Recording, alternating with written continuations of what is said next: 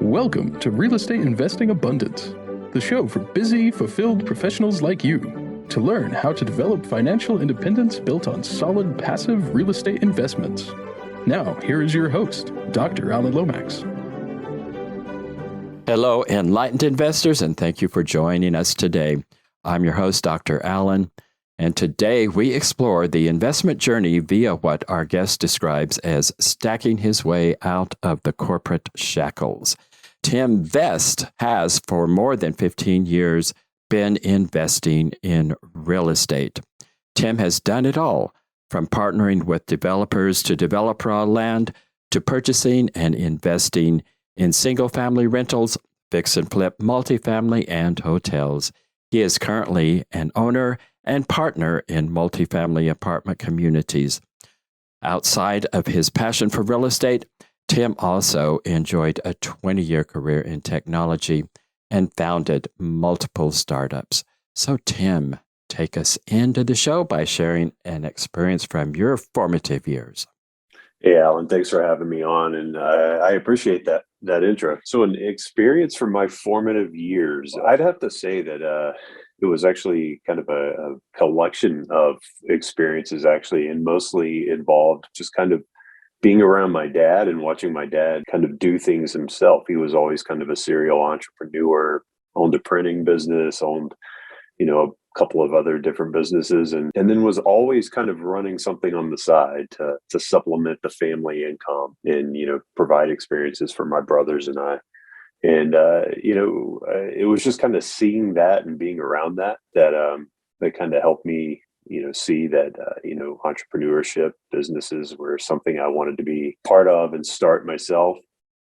And then he would kind of bring me along for the ride from time to time. I guess I was his sidekick, his labor, if you will. One of the things that we used to do was, in the summers, he and my mom were teachers. In the summers, we would go down to the beach and build decks for people to make extra money. In the winters, most from the fall through every winter, as long as I can remember, we were out in the woods cutting wood and delivering loads of wood to people and around the town. So we were always doing something like that. I was always helping him with that, and it instilled that kind of work ethic and kind of thought process around there are a lot of ways to make money that don't involve working for somebody else. I think I'd have to go with that. Yeah, sounds like a really great foundation. Boy, that firewood business, that is physical labor. I have a wood stove, so yeah, it's nice heat, but boy, it's labor intensive. Well, Tim, like many of us, you had some major setbacks in 2008 and 2009. Share with us that experience, some of those lessons learned from that helped you to build your business back better. Yeah, so in 2006, I actually started in the real estate world around 2006. Got a couple of partners and we started doing land flips, land development, working with builders to take raw land and get it ready for, a large scale development. And, that actually went really well. It went really well for a couple of years. Then 2008 rolled around and, we don't have to go too far into what caused all that. But, at the time, builders were building a lot of people who had no business owning a single house, owned multiple homes. So really what ended up happening in this country is we had an oversupply of housing, essentially. Too many homes, not enough buyers. And builders couldn't build, lenders weren't lending. And raw land for those purposes was not in demand. So our builders, 3 partnerships with builders, 2 went bankrupt, 1 just shut their doors. And my partners and I were stuck with raw land with no infrastructure, no roads to access it. So that experience ended up going pretty badly in 2008 and 9. A lot of things to clean up, a lot of money to pay. I like to be really transparent with people and just tell you real quick, everything we made plus a lot more we lost. And one of the biggest things I probably learned coming out of that I'll go with 2 things. One, moving forward, was that I'm not going to do anything that does not involve multiple exit strategies. The biggest issue with that at that point in time was we were completely dependent on developers to do something with the land. And when those developers weren't there, there really wasn't much we could do at the time. So, I don't do deals anymore that don't cash flow from day one and don't have multiple exit strategies, on the other side. The second thing that taught me was, you can pick up and move on. I spent 2008 and 9 and 10 digging myself out of that hole, but I did dig out. I dug out, learned some lessons. And in 2011, I was back at it. I was back at it again with real estate, and it's been really good. It's been really good to me. I think there's probably some folks out there would say that, real estate's been really good to everybody for the last 10, 11 years. But, I'm in a much better position now with the stuff that my partners and I have. It cash flows, and, we have multiple ways to hold on to it if something were to happen in the market. We have multiple ways to dispose of it if something were to happen in the market. And we have multiple ways to protect our investors as well. So, yeah, I would say those were the lessons learned coming out of that time. Those certainly seem like some very valuable lessons. Multiple exits, I've had to learn that lesson as well. Boy, if you don't have more than one exit, it can be really tough when things turn. And certainly cash flow from day one, that's also my motto. The picking up and moving on, you make it sound like that was really, really easy, but having been through downturns and losing everything you put into it, time, effort, and of course, money and reputation and all those things. They take a toll on us psychologically and emotionally. So how did you overcome, which I think is really the big setback, at least that's always what it's been for me, is that psychological and emotional setback that comes with shame, humiliation, and as well as the disappointment. How do you overcome all of those things? Well, part of it was just a personal thing. At the time, it was just me and my partners. We weren't taking outside capital. So, and looking back on it, hindsight, that was a blessing in disguise. I never had to look at somebody who wasn't actively involved and say, I lost your money. I did have to look at my wife and say, we lost a lot of money. But, those are conversations that are, you have with your spouse. So, I wouldn't say that it was easy. It certainly wasn't easy. There was absolutely a psychological aspect to it of, kind of getting your butt kicked and having to deal with that. But, I think for me, one of the biggest things I've always seen is, my parents, we didn't have a ton growing up and we didn't have much. So knowing, what you really needed to live on and what was really important, I think that helps. Everything else is just kind of stuff, if you will. So I think that helps. But at the same time, I've just never looked at failures as something to be ashamed of. I've always looked at it as, as long as you take something from it that's positive, like a learning opportunity, I've always looked at it as a positive experience. Fortunately, social media wasn't as big back then, so I wasn't doing things like that on social media. So, those failures, I guess, were limited to a much smaller audience than they would be today. But at the same time, I tell people all the time, I'm like, look, it's only failure if you quit. So I look at it as just an expensive learning opportunity. I spent a lot more on it than I did my college education, but I learned quite a bit and I'm applying those principles today. So I just don't look at it as a failure. I look at it as a stumbling block. It was a chance to fall down and get back up again. And we did. So what role do your mentors and coaches play in that particular process? The biggest thing that I would say that they play there is keeping me accountable. That's probably the biggest thing that I look for from a mentor and coach, is just saying, hey, you are utilizing investors for these activities.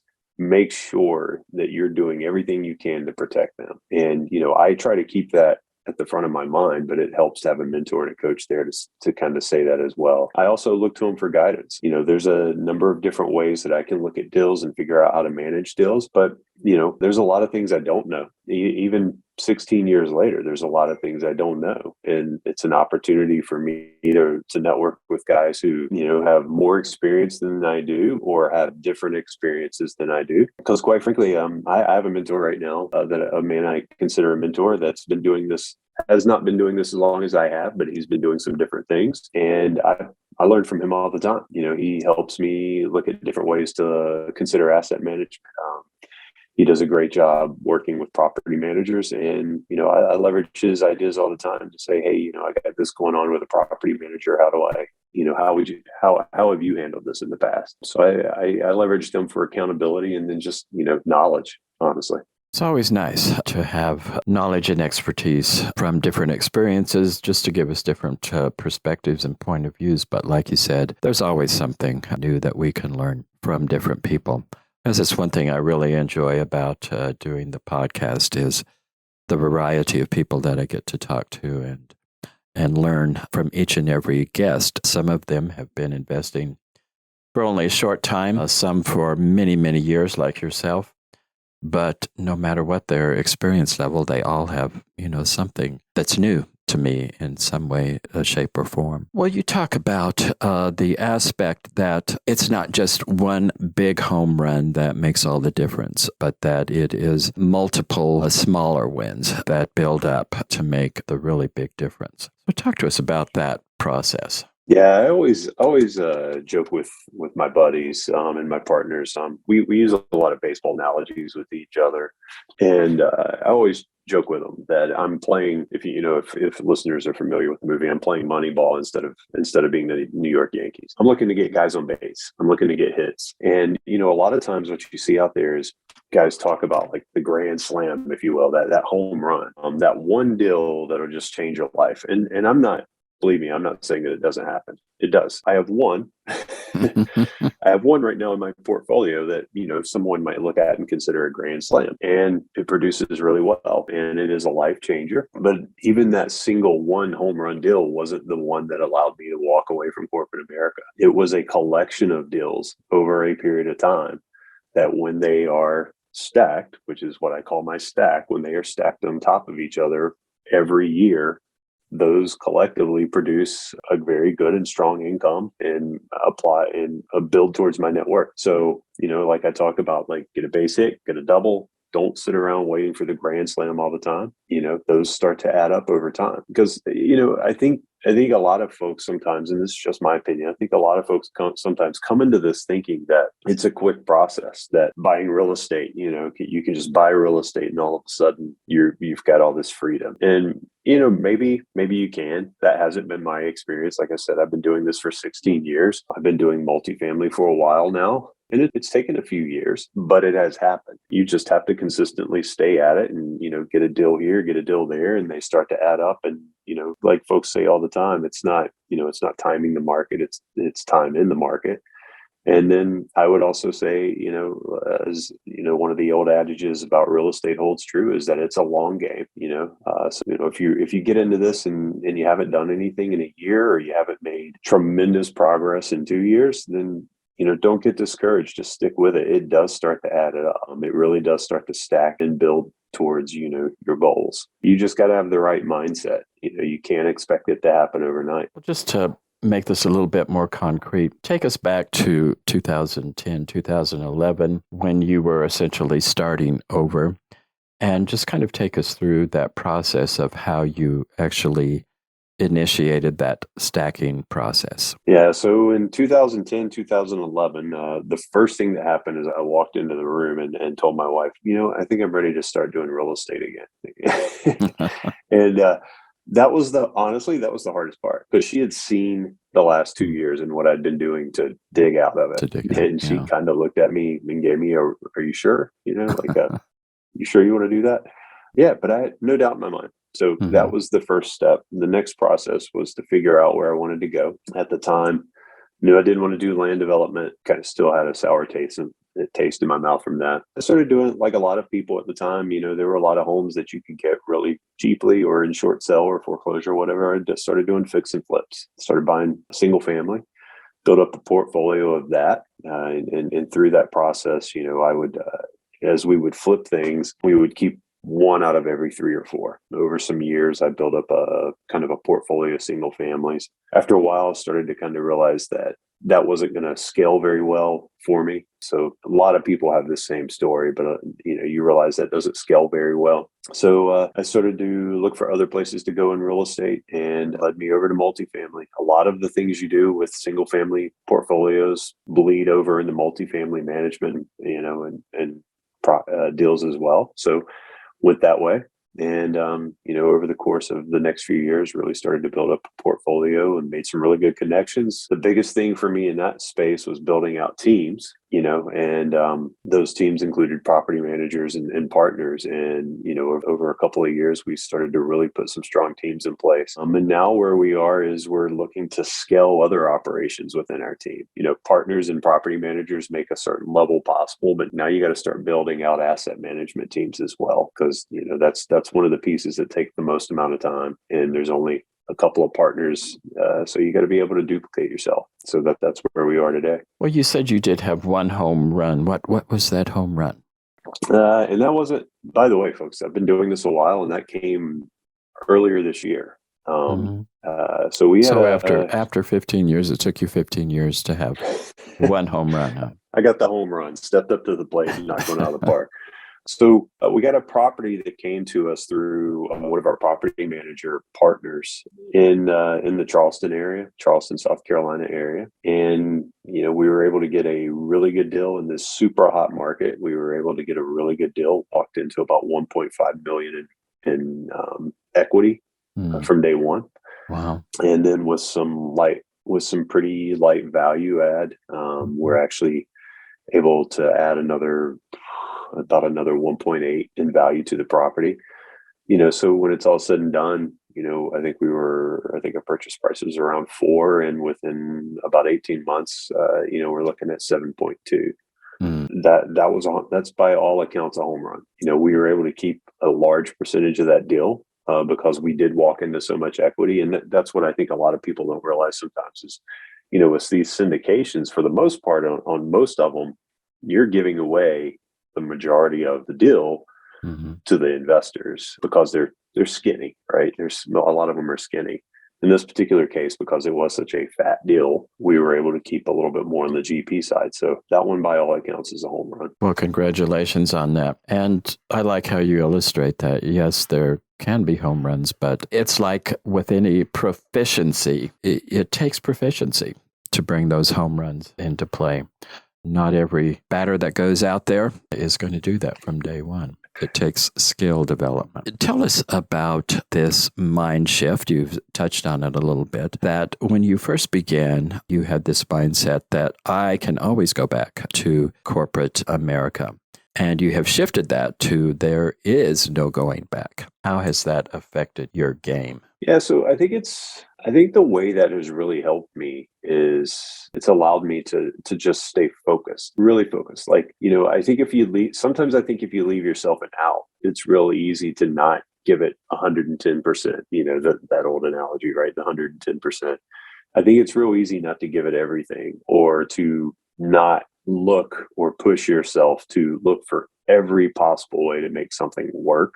For me, when I kind of said, what, there is no going back. There is no going back to corporate America. If I'm going to pay the bills and put food on the plate and pay for my daughter's college, this is the way I have to go. And I have to figure that out. So it helps me look at things and, where I would have looked at things maybe 2 ways before, now I look at them 5 ways, where you sometimes might throw your hands up in the air and go, I just can't figure it out. It's like, well, no, you got to figure it out. So I'll make that extra phone call. I'll reach out to that coach or mentor and say, here's where I'm at. What do I do? What have you done in the past? I think it's just kind of a different way of kind of holding your feet to the fire, really, and saying, this is my path forward. There is no going back to the corporate world or falling back to something that, and I don't want to say that's easy. Working in the corporate world is not easy, but I want to say that this is a goal that I've set myself, and the only way to do it is to go accomplish that goal. It's all about choices, right?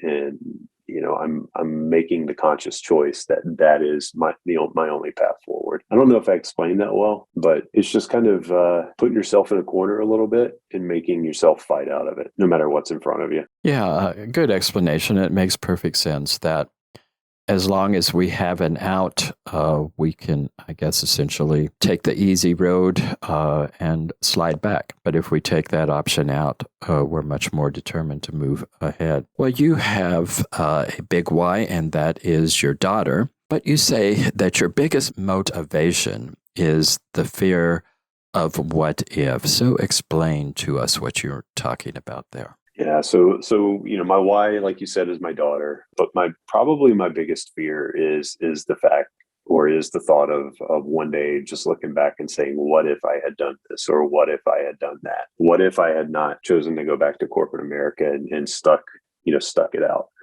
I never want to ask myself what if. And I've been saying that for a long time. Even one of the first businesses I started back in 2012, I told my partner at the time, I was like, man, I'm ready to give it a shot. I'm ready to give it a shot because I don't want to look back 10 years from now and be like, man, what if we had given it a shot? And that's just what I mean. If I have an idea that I've done the analysis on, I've done the research, I've figured out a plan, I don't want to just set it aside and say, nah, never mind, too much work, too much effort, because when I'm 80 years old and sitting somewhere, I don't want to look back and say, what if I had done that when I was 40? What if I had done that when I was 47 or whatever? I want to give it a shot. I want to see what I'm capable of. I think there's a quote, and I'm going to paraphrase, and I'm probably going to butcher it, but there's a kind of a quote out there that says something to the effect of, my worst nightmare is being on my deathbed and looking back and realizing what I could have been, or having the man that I could have been looking at me, something to that effect. And that kind of holds true with me. Like that final moment, I never want to have that realization of, if I had done this, I could have been that. So I'd just rather give it a shot. Like we talked about earlier, failure's fine. Failure's fine. I'd rather give it a shot and fail than not give it a shot at all. Well, that's a very psychologically healthy way to look at life, because we're all going to fail. And it is so easy for us we all really live in a shame-based society and culture. It's really easy for us to take those failures and shame ourselves for them. So developing that mindset that failure is just a learning process, and there is no shame in failure as long as we use that opportunity to get up and go again. Well, Tim, share with our viewers and listeners what you have to offer them and how they can take advantage of that and get in touch with you.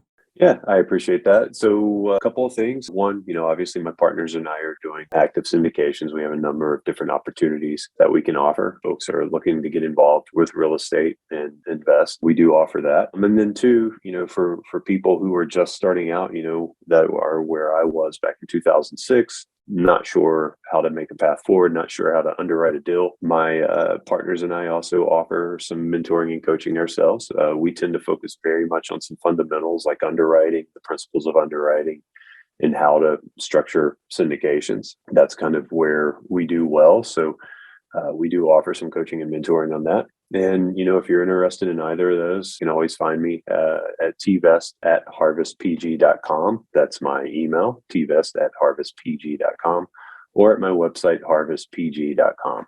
Reach out to me, find me there, and I'm always on LinkedIn as well. So, well, Tim, what a wonderful conversation.